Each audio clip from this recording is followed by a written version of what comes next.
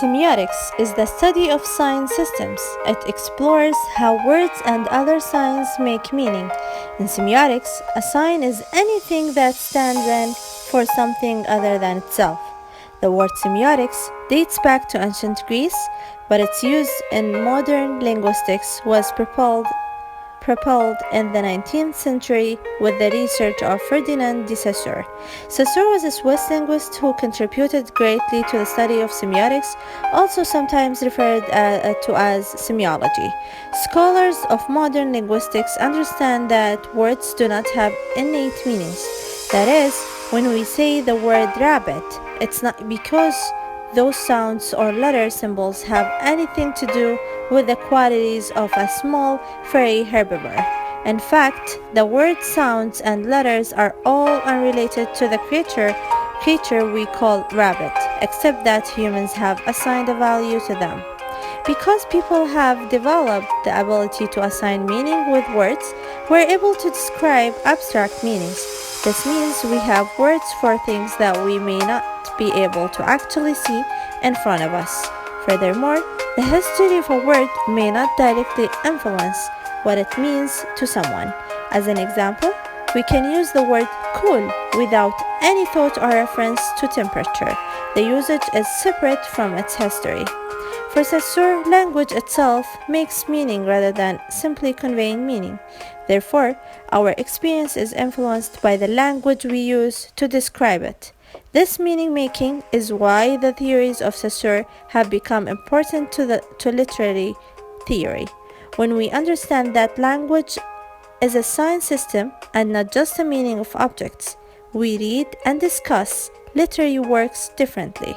We are able to analyze the various meanings embedded in a text and how one text influences another. Why semiotics? Consistency and clarity of messages, distinctiveness versus competition, relevance to your target, understand key cultural drivers for consumer behavior and opinion future facing. What is structuralism? Saussure's structuralism considers language as a multitude of signs where each sign links a phonic sound, the signifier, with an idea, the signified. Whereas the notion of naming the things implies a finite number of well-defined objects and concepts requiring labels.